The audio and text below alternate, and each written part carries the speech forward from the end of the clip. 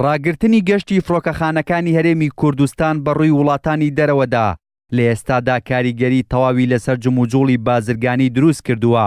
ئەو بازرگانانەی کە لە وڵاتانی دەرەوە کاڵا و شمەک دێننە کوردستان دەڵێن ئەگەر لە ئایندەیەکی نزیکدا گەشتی فڕۆکەخانەکانی هەرێم بەڕووی وڵاتانی جیهاندا دەست پێ نەکاتەوە، ئەوە چەندین بازرگان زیانیان بەردەکەوێت و ناتوانن چیتر بازرگانی ئەنجام بدەن. ئێستاوەتە ناو دوکانەکەم سەیریکە چەند ڕەفەیە وازانم دو سێ ڕەفە شتیتیایە نەوەڵام ئێستا ناتوانین هیچ شتێک بێنین، ینی هیچ شتێکشمان نێنەوە بەهۆی داخستنی فڕۆکەخانەکەەوە.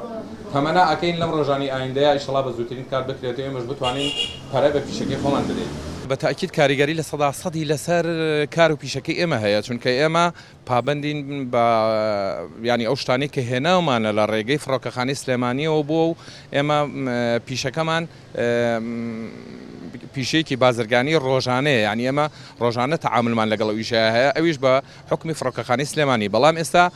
کە فڕۆکەخانە داخراوە ئەو بینی ناو دوکانەکەم لەوانەیە لە کامێرەکەی جەنابتان و زۆر جوان دیار بێ، ئێستا ناو دوکانەکەمان چۆڵە لەبەرەوەی ئێمە فڕۆکەخانەکان تەئسیری لێ 100% لەسەر ئیشەکەی ئێمە کردووە. ئێمە ئیشەکەی ئێمە ڕاستەخۆ پەیوەندیمان با بڵێن لە دوبەی شتمان هێناوە، بەڵام ئێستا نەوەڵا ئەوە ماوەیەکی زۆرە دوکانەکەمان ئەگەر ئاوا بڕا بەرەو داخستنە ڕۆ داوا ئاکەین لە بەرپرسانی حکوومەتی هەرێم وەکو چۆن هەوڵیاندا ڕێگەی سنووری باشماغ بکرێتەوە، ئەوە هەوڵێکیش بدەن بۆ ئەوی فڕۆکەخانەی سلێمانی بکرێتەوە. ناکۆکیەکانی نێوان هەرێمی کوردستان و بەغداد وای کردووە کاریگەری تەواو لەسەر ژیانی هاوڵاتیان و بازرگانان دروست بکات. وەک بازرگانان دەڵێن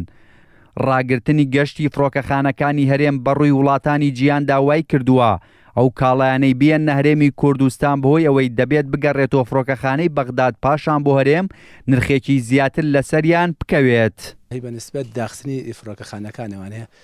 ئاستانگیمان بۆ دروست دەکات، یعنی ئێمە جاران لێرە ئەچوین لە نووسنگەیەکەوانێ تیکتمانە بڕی بۆ نمونە هەرو داقەیە پێوتی سەعات ئەمەنە ئەڕۆیت سەعاتەوە ناچی بۆ مەتار سەعاتەوە نەدەرەچێت، بەڵام ئێستا بێ دانیشی سەعاتێ بزانین لە بەغاوە سەعات چەند تارەچێ بۆ ئەستانبول لێرە بێ سەعات چەند چی ترانزیت چەنە ئەبێ پرسیاری زیاتر بکەیت. ئەنجا بەنسبەت هێنانی شتومەکی شەوانێ ئەوە ژەر کاریگەری لەسەر کردووی کە ئێستا من جاران لێرەوە ڕۆیشتم بەس پارەی سلێمانی بۆ ئەستانبولمەیە، ئێستا پارەی ئێرە ئەیەم بەغا لە گەڕانەوەش لە بەغاشەوە بۆ ئێرە بەلایانی کەم $200 لێ ئەڕوان لێیاشە ئیتر خەڵکی ژێتە لە جلوبەرگ ئەلێ بۆچی شت گران بۆ بۆچی شت گران بووە. بێگومان داخستنی فڕۆکەخانەکانمان سێنێکی سۆری لە ئێمەیەوە لە دوو لایەنەوە، هەم لە ڕووی ئەوە کە ئێمە جاران لە سلێمانیەوە یا لە هەولێرە و ڕاستەخۆ ڕۆشین بۆ تورکیا بێ یا بۆ سین بێ یا بۆ هەر چێکێک بووە، بەڵام ئێستاکانە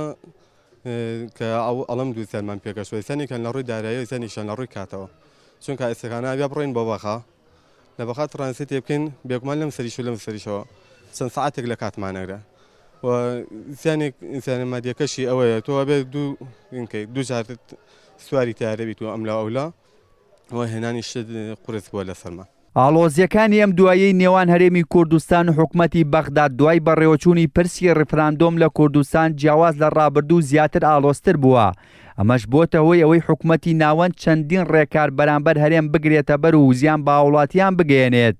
بۆیە بازرگانانیش ئەم ناکۆچیە بۆ وەڵەی سیاسی دەجێڕنەوە و داوا دەکەن کێشەکانی نێوان هەردوولا لە ڕێگەی دەستوری عێراقەوە چارەسەر بکرێت بۆ ئەوەی جوڵەی بازرگانی ئاسایی بێتەوە ژیانی هاوڵاتیانیش چیتر لەما خراپتر نەبێت. هێمن کەمال، کورسات نیوز، سلێمانی.